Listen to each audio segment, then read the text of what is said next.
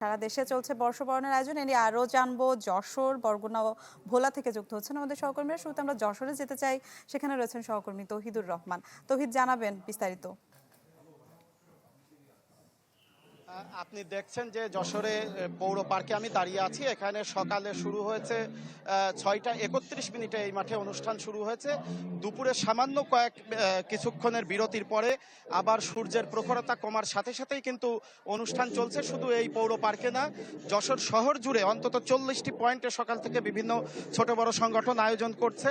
এই আয়োজনে মানুষের ঢল নেমেছে। বিভিন্ন নারী পুরুষ সহ সব বয়সের মানুষ এই উৎসব উপভোগ করছেন। এবং আমি জানিয়ে রাখি যে যশোরের যিনি সংসদ সদস্য হিসেবে নির্বাচিত হয়ে বিদ্যুৎ, জ্বালানি ও খনিজ সম্পদ মন্ত্রণালয়ের প্রতিমন্ত্রীর দায়িত্ব পালন করছেন জনাব অনিন্দ ইসলাম অমিত, তিনিও সকাল থেকে বিভিন্ন অনুষ্ঠানে যোগ দিচ্ছেন এবং এই বাঙালির উৎসবে, বৈশাখের উৎসবে তিনি সংহতি প্রকাশ করছেন এবং তাদেরকে উৎসাহ জানাচ্ছেন। আমরা তার কাছ থেকে জানবো যে এই পহেলা বৈশাখে তার যশোরবাসী সহ অঞ্চলের মানুষের জন্য এই বার্তাটা কি। সবাইকে, যশোরবাসী সহ সমগ্র দেশবাসীকে জানাই বাংলার নতুন বছরের শুভেচ্ছা, শুভ নববর্ষ। আমাদের প্রত্যাশা সকল হিংসা বিদ্বেষের পথ পেরিয়ে আমরা যেন ভালোবাসার শক্তিতে সকলকে আলিঙ্গন করতে পারে এবং সেই শক্তি নিয়ে আমরা নতুন বাংলাদেশ গড়তে পারি। এটি নতুন বছরে আমার এবং আমাদের প্রত্যাশা। শুভ নববর্ষ।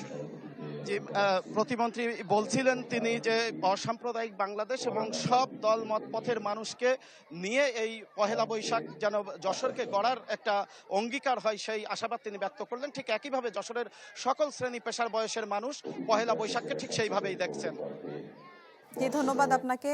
আমরা এই মুহূর্তে ভোলায় যেতে চাই, সেখানে রয়েছেন সহকর্মী এইচ.এম. জাকির। জাকির, একটু জানাবেন সেখানে আর বর্ষবরণে কি কি কর্মসূচি রয়েছে, কোনো সাংস্কৃতিক আয়োজন রয়েছে কিনা?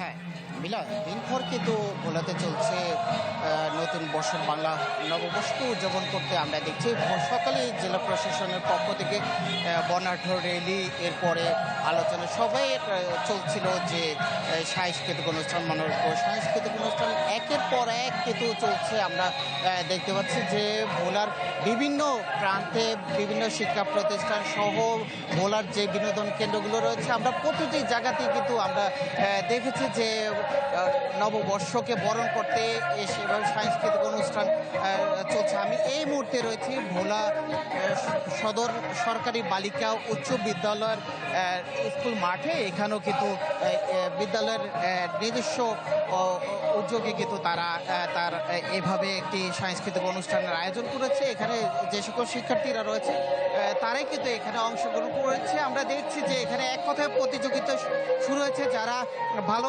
পারফরমেন্স করতে পারবে, যা তাদের মধ্যে প্রথম, দ্বিতীয়, তৃতীয় হবে। এইভাবে আমরা দেখছি যে 4টা থেকে শুরু হয়েছে আজকের তাদের এই অনুষ্ঠানটি। এখানে কবিতা আবৃত্তি, নৃত্য সহ বিভিন্ন পর্বে একের পর এক কিন্তু প্রোগ্রাম চলছে। আমরা দেখছি যে এখানে অভিভাবক সহ শিক্ষার্থীর এরা সকলে অংশ নিয়েছে। এখানে একের পর এক কিন্তু আমরা দেখছি যে এরপরও সন্ধ্যায় আমরা দেখেছি ভোলা সদরে একটি ড্রিমল্যান্ড শিশু পার্ক রয়েছে। সেই শিশু পার্কটিতে আবার রয়েছে মনোজ্ঞ সাংস্কৃতিক অনুষ্ঠান। সেখানে ভোলা থিয়েটারের পক্ষ থেকে আমরা একের পর এক দেখছি জেলা প্রশাসনের পক্ষ থেকে সকালে পান্থা ইলিশের পরিবর্তে দেখেছি যে যেহেতু মেঘনা তেঁতুলিয়া নদীতে অভয়াশ্রম, সেক্ষেত্রে ভোলাতে পান্থা আর রুই চলেছে, রুই মাছ দিয়ে সকালের আয়োজন ছিল।